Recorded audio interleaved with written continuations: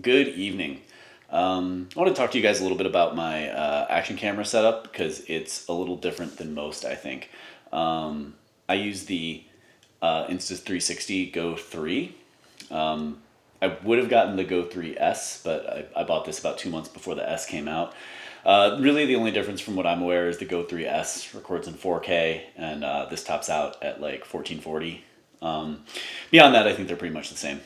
The reason I really like this camera, so it comes in kind of a standard like action camera size that you can see right here, and it's got like a magnetic mount on the bottom, and you could use it just like you would a standard action camera. It's got like the flip out, so anytime I'm doing like the little like selfie video, I'm kind of doing it like this, and I can actually see what's going on there. I don't use it like that when I'm actually riding though. What I do, and this is what the cool thing about this camera is, or one of the cool things, the little action pod pops out. So this part I just throw in my hip pack out of the way, and then this is the only thing that's actually on me when I'm recording. So it's really like light and out of the way. So I really like that aspect of it. It's just kind of like a one button push to start recording and a one button push to stop recording.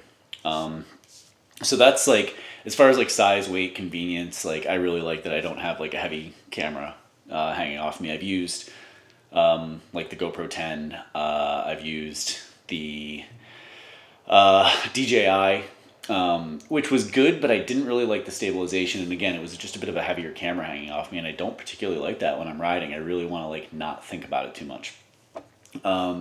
So a couple of the other things I really like about this camera.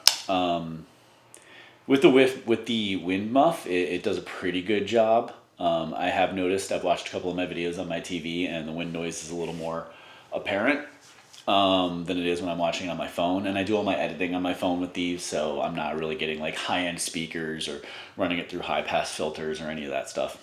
But one of the things that this really excels at, there's like a couple of really cool features about this, is number one, it has, in my opinion, some of the best stabilization that you can possibly get out of an action camera.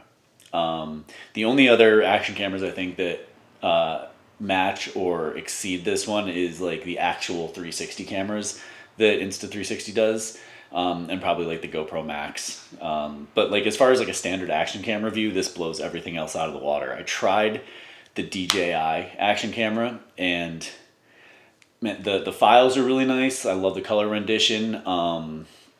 The battery life, I guess, is supposed to be fantastic, and then it actually connects to the DJI mics via Bluetooth, and I mean, I'm using one right now. So that was really good, but I noticed on the first ride I did with it, like the stabilization just wasn't where it needed to be. It zooms in a little too much, so I didn't get quite the view that I wanted of my handlebars when the stabilization was like, at its max to where it was good enough, but I didn't like the view. So if I had to go wider, it was too shaky. Whereas this actually gives me like the nice wide field of view that gets my handlebars and like a little bit of my bike, but you can also kind of see out in front while also getting really good stabilization.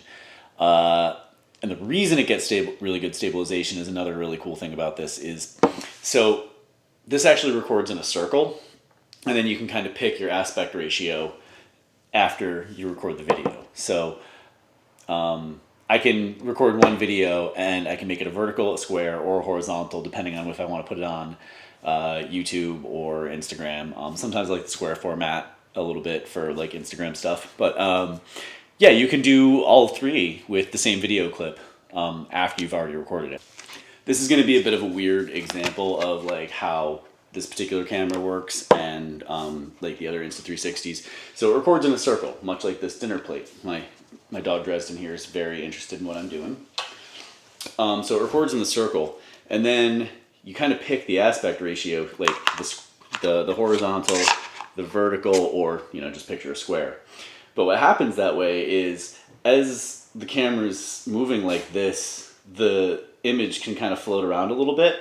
So that makes it like super, super stable. So I'm not actually sure why other companies aren't doing that, where it records in like kind of a super wide circle, and then you can pick after the fact. I think that's really the smartest way to do it. The actual 360 cameras work that way, but like picture another one and it stitches it together. This doesn't do like a full 180 view, but it's, in my opinion, it's plenty wide enough.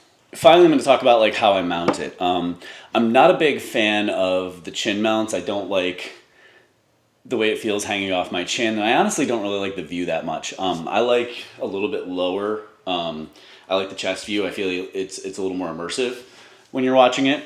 But I really hate the chesty. It kind of feels like you're wearing a bra and it's just not comfortable, and it looks kind of stupid. And let's be honest, like, we shouldn't care about how we look on the trail. It should be all about function, but we care. We absolutely care. I know, bud. I know. So I, on most of my rides, wear the Troy Lee Designs Rock Fight chest protector. Part of the reason I bought this one is because of these holes, because I knew I could attach a mount to it. I have underneath here, hang on, let me take this off. Just a pretty standard GoPro mount, and what I did was I drilled 4 holes in it, and then I just have it zip tied to the chest protector, and it's tight enough that this is like so solid. I have it up a little bit. I started with it kind of like right over the logo and dead center, and I thought that was a little low. I've moved it up pretty high now, and I think that really nails it. And then what I did was, this is a pretty standard, just like GoPro mount that I have to it that just slides right in there.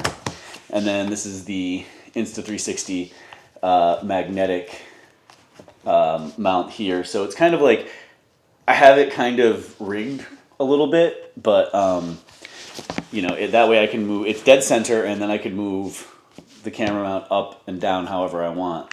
And then this just kind of clips in with a magnetic there, and then has 2 little clips there. So it's really like, here, let me just put it on. It's like a super kind of low profile design, and you can kind of like change the angle a little bit. But it's a very low profile design. It's out of the way. I don't feel it all when I'm riding. I don't see it at all when I'm riding. And it's really easy to just hit the button, get the audible beep. There it is. And then just go. And that's off. So yeah, it's a pretty cool camera. I really like how it works. Functionally speaking, it's been pretty solid for me. I do wish I had the 4K version. I'm pretty sure that they'll probably come out with a version 4 in the next year or 2. I'll probably pick that up. I don't think I'm gonna wait or try and pick up the 3S just for the 4K right now, considering that like these companies are usually coming out with like a new camera per year. So, but yeah, that's my action cam setup. This is what I like to use. Like I said, I've tried a few others, and this is really just like, for me, the best setup. If you notice, I have about 150 subscribers. So this is clearly not sponsored. A couple of issues I do have with this. Sorry, before I end this. Clearly not a perfect camera. Otherwise, a lot more people would be using it, I think. Number 1, internal battery only. So you can't swap batteries. The battery level you have is what you got. So you got to remember to charge it. I will say the base charges the action pod. So if you run out of battery on the action pod while you're riding, because this itself is pretty short, it's like maybe 30 minutes worth of battery. If you throw it back in here, the base will charge the action pod, and it does it pretty quick. And I want to say it's like 2 or 3 charges. So like, truth be told, I can usually get away with like an all day like bike park trip with just like the standard charge. You just got to make sure you charge it. The other thing is it's only internal memory, so you can't swap out memory cards. So yeah, you can see like the red lights on there that it's actually the base is charging the action pod. 128, 64 gig version. They also come in 128. If I were buying it again, I'd get the 3S with the 128 gigs. That's usually enough memory, but you know, it's one of those, if you get like 2 or 3 rides in, you'll start your ride and you'll look down and you're like, shit, I only have like 5 minutes of recording left. So you just like pull up the app and delete it from there. But yep, no swapping memory cards, no swapping batteries. I think those are probably the 2 biggest drawbacks for this camera. That's all I got today. Till next time.